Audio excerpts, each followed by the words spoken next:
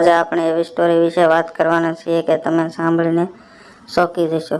દરજીએ પોતાની દુકાનનું શટર નીચે કર્યું અને મને ટેબલ પર બેસવાનું કહ્યું અને તેની બાજુના સ્ટોલ પર બેઠી અને મારો હાથ પકડીને કહ્યું, હવે તું મોટી થઈ ગઈ છે, યુવાન પણ થઈ ગઈ છે, તારી પણ કેટલીક જરૂરિયાતો હોતી છે, જોઈને હું જરૂરિયાતો પૂરી કરવા માંગુ છું।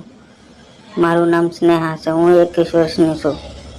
અમે 2 બહેનો હતા। એક બહેન મારી નાની છે અને મારી નાની બહેન 17 વર્ષની છે। ઘરેથી પૈસાના અભાવે અમે ગામની સરકારી શાળામાં જતા હતા। મારી શાળા મારા ઘરથી 1 કિલોમીટર દૂર હતી। જ્યારે પણ હું અને મારી નાની બહેન શાળાએ જવા માટે ઘરેથી નીકળતા ત્યારે ગામના ઘણા છોકરાઓ મને અને મારી બહેનને રસ્તામાં જોતા। શાળાના છોકરાઓ હંમેશા અમારા પર નજર રાખતા। આ બધું અવગણતી મારી આદત બની ગઈ। મારી નાની બહેન પણ ક્યારેક છોકરાઓને ધમકાવતી, પણ હું ચૂપ રહેતી।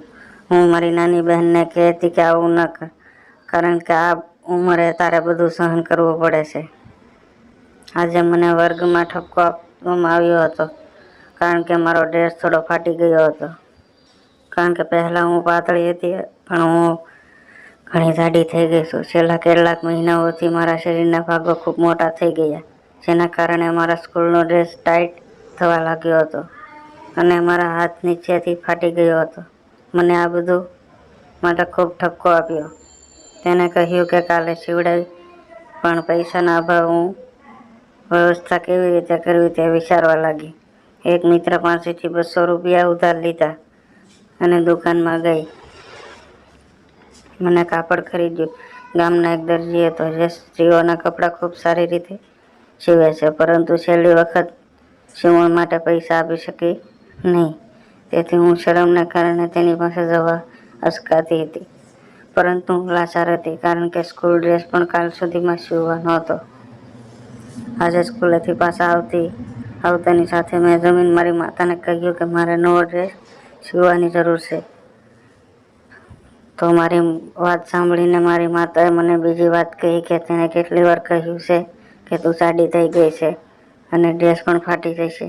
ડ્રેસ થોડો આછો ટાઈટ રાખ, તને ફેશન પણ બતાવી છે, તો હું શું કરું? ઘણી બધી વાતો કર્યા પછી હું શાંતિથી વાતચીત સાંભળી રહી હતી। કુર્તા અને કાપડને પોલિથીનમાં રાખ્યું। જ્યારે દરજીની દુકાને પહોંચી ત્યારે દરજી થોડો હસ્યો અને તે વિચાર્યું છે કે તે પહેલાંના પૈસા ચૂકવવા આવી છે। જ્યારે તેને મને જોઈ તો તરત જ કહ્યું, આજે તમને દરજી કેવી રીતે યાદ આવ્યો? તમે મારો કુર્તો કાપડ સીવ્યો? મેં ઝડપથી દરજી મારા કુર્તા કાપડ સીવવાનું કહ્યું। તે કુર્તા કાપડ હાથમાં લીધું અને એકવાર તેને મારા શરીર તરફ જોયું તો તેની નજર અચાનક મારી કમર પર પડી। મારા કમરને જોયા પછી હું સમજી ગઈ કે દરજીનો ઈશારા અવગણ્યો। પણ સાચું કહું તો મારા સ્કૂલના કપડાં એ કારણે ફાટી ગયા હતા કારણ કે છેલ્લા કેટલા મહિના વધી ગયા હતા, કારણ કે હું ક્યારેક મારા હાથથી તેની સાથે રમતી હતી। જ્યારે હું બેચેન થઈ જતી ત્યારે હું મારા હાથથી તેની સાથે રમવાનું શરૂ કરતી। આ કારણે ખૂબ જ વધી ગયા હતા। દરજીએ માપપટ્ટી લીધી અને મારા હાથને માપવાનું શરૂ કર્યું અને બીજા હાથને માપતી વખતે તેણે મને પૂછ્યું કે મને ખાવા માંગો છો? હું સમજી ગઈ કે દરજી શું કહેવા માંગે છે। તે મારી મજાક ઉડાવી રહ્યો હતો। હું થોડી હસી પછી તેણે મારા કાંડાને માપ્યું। મારા કાંડાને તેના હાથ એવી રીતે સ્પર્શ કર્યો જાણે મને ઇલેક્ટ્રિક શોક હોય, કારણ કે અત્યાર સુધી તેના પર ક્યારેય કોઈ સ્પર્શ અનુભવ્યો નથી। પણ એ સ્પર્શથી મારા હૃદયમાં એક વિચિત્ર તરંગ જાગી। એ સમયે બપોરનો સમય હતો। કદાચ કારીગરો દુકાનેથી જમવા ગયા હતા। દરજી અને હું તેની દુકાનમાં એકલા હતા। હું તેના સ્પર્શનો આનંદ માણી રહી હતી, તેથી હું ના કહી શકી। આનાથી દરજીને પણ હિંમત મળી અને તે આગળ વધ્યો। હવે મારી નજર તેની આંખોમાં પડી। પછી અચાનક તેણે મારા હાથ પર બંને હાથ મૂક્યા અને કહ્યું, ઠીક છે, તારો કુર્તો કાલે સીધીમાં સીવી દેવામાં આવશે। પણ તેની વાત સાંભળીને હું થોડી હસી અને પૂછ્યું, તેની કિંમત કેટલી થશે?